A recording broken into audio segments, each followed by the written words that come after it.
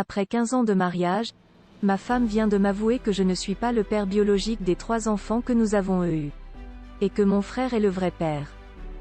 Bonjour à tous et bienvenue sur votre chaîne Chojapap dédiée aux histoires de la vie quotidienne. On a souvent l'habitude de dire qu'il n'y ait que la maman qui connaisse véritablement le père d'un enfant. Cet adage prend tout son sens dans l'histoire du jour. En effet, dans cette histoire, nous vous partagerons le témoignage d'un homme qui traverse une situation familiale assez délicate et il souhaiterait recueillir les conseils et les avis des uns et des autres. Mais avant de rentrer dans le détail, merci de cliquer sur j'aime, de vous abonner massivement et surtout d'activer la cloche de notification si ce n'est pas déjà fait. N'hésitez pas à faire un tour sur notre chaîne Chojapap afin de découvrir toutes nos histoires aussi croustillantes et ahurissantes les unes que les autres. Un commentaire ou un partage sont également appréciés afin de faire grandir notre communauté. Je m'appelle Martin, 47 ans, père de famille et voici mon histoire. Il y a 17 ans, j'ai rencontré une femme du prénom de Aurélie et très rapidement nous sommes tombés amoureux. Nous avons vécu en concubinage pendant 2 ans, avant qu'on ne décide enfin de se marier.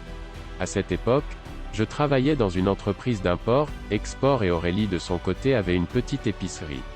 Tout se passait bien dans notre couple et quelque temps après, mon jeune frère est venu vivre à la maison afin de poursuivre ses études à l'université qui se trouvait dans ma ville. C'était pour moi une bonne chose, d'autant plus qu'à cette époque, je voyageais beaucoup pour le travail et mes activités. Alors avoir une personne à la maison pour veiller sur ma femme était rassurant. Aurélie et mon frère s'entendaient plutôt bien et mon frère semblait beaucoup l'apprécier aussi. D'ailleurs il lui arrivait souvent de me dire « Martin, tu as trouvé la perle rare. Garde-la précieusement, car c'est un trésor. » Et moi en retour je lui répondais « Je le sais mon frère. C'est pour ça que je l'ai épousée. » Les jours passèrent, puis des semaines, et l'ambiance à la maison était bonne. Et bientôt nous attendions notre premier enfant. J'étais tout excité à l'idée de prendre mon fils dans les bras et de lui dire je t'aime. Mais malheureusement, trop occupé au boulot et à mes activités, je n'ai pas pu assister à la naissance du bébé. Néanmoins, j'étais content que mon frère soit auprès d'Aurélie.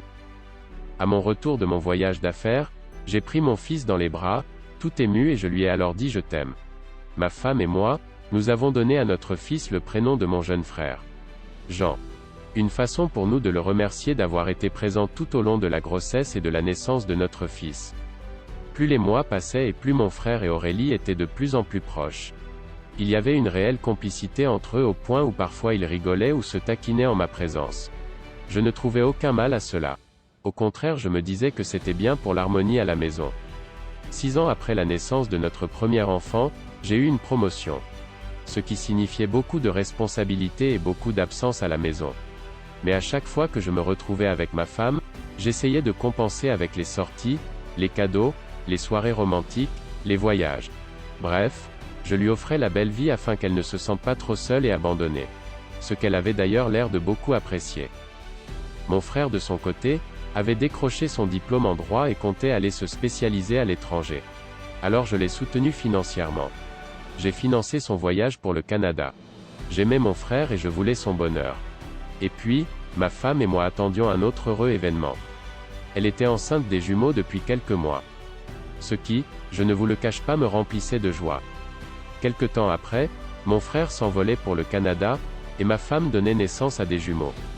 Après l'accouchement, ma femme a complètement changé à la maison. Elle était de plus en plus distante et on avait de moins en moins d'intimité. Quand je lui demandais ce qui la mettait dans cet état, elle me répondait que c'était parce qu'elle était souvent seule et que je n'étais pas là quand elle avait besoin de moi. Je l'ai donc pris dans mes bras, et je lui ai dit que j'essaierais d'être un peu plus présent. J'en ai parlé avec mon patron qui a décidé de me donner quelques semaines de congé. Et c'est ainsi que nous avons ravivé la flamme dans notre couple. Mais je trouvais que ma femme avait un peu changé. Mon frère appelait très souvent pour prendre de nos nouvelles et aussi celles des enfants. Et ça faisait plaisir de l'entendre. Peut-être un peu plus à ma femme, qui arborait toujours sur son visage un joli sourire. Mais bon, je ne faisais pas attention. Après tout, ils se sont toujours bien entendus. Quelques années après, j'ai quitté mon boulot et créé une petite structure pour être plus proche de ma femme et mes enfants. Mes enfants, ils sont tout pour moi.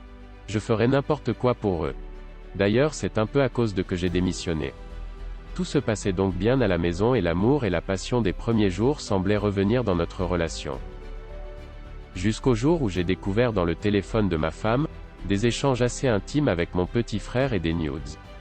J'avoue que je n'en croyais pas mes yeux. Mon petit frère? J'ai épluché tous les messages et je me suis rendu compte que mon petit frère venait souvent au pays sans me dire et celle-ci allait le rejoindre en cachette et il passait des nuits torrides. Le pire c'est que cette histoire durait depuis l'époque où il vivait à la maison. Et pour me donner le coup de grâce, j'ai lu une conversation où il lui demandait si elle m'avait dit la vérité à propos de la paternité. Tu devrais lui dire la vérité chérie. Moi je veux reconnaître mes enfants et je veux qu'on forme une famille. Lui avait-il dit. Et elle en retour avait répondu. T'inquiète pas chérie. Nous serons bientôt ensemble. Tu sais que c'est toi que j'aime et non mon idiot de mari. Elle est allée jusqu'à me traiter d'idiot. Oh mon Dieu. Furieux, je suis allé la suivre dans la chambre pour qu'elle me donne une explication, chose que cette dernière a d'abord niée, puis après insistance, a fini par me dire l'horrible vérité. Tu n'es pas le père biologique de nos enfants. Je lui ai alors dit. Tu mens. Et dès cet instant je divorce et tu n'auras pas la garde des enfants. Elle s'est mise alors à me couvrir d'injures. Idiot. Tu connais même comment on fait un enfant. Impuissant et stérile comme toi. Ton frère au moins c'est garçon. Toi tu es le coq. Autant de mots qui n'ont fait que me mettre encore plus en colère. Et je l'ai mis à la porte. Lui demandant donc d'aller rejoindre mon frère qu'elle aimait tant. Mais à ma grande surprise, le lendemain, elle est revenue me voir tout en pleurs, me demandant pardon et que c'est la colère qui lui a fait dire toutes ces horreurs et elle regrettait vraiment. Elle me dit qu'elle est prête à se séparer de mon frère. Je ne sais pas réellement ce qui s'est passé entre eux pour ce revirement de situation. Ma vie s'écroule. Je suis confus par cette femme qui aujourd'hui, me dit qu'elle m'aime et me demande pardon à genoux, alors que hier elle me traitait de tous les noms. Que faire s'il vous plaît? Est-ce que je devrais pardonner à ma femme? Est-ce que je devrais couper tout lien avec mon unique frère qui m'a trahi? Est-ce que je devrais lui céder les enfants? Ou couper tout lien avec ses enfants qui ne sont pas les miens? Nous souhaitons à Martin de pouvoir se reconstruire quelle que soit la décision qu'il prendra pour sa famille. Et vous, quelle est votre opinion sur cette histoire? Connaissez-vous des histoires similaires?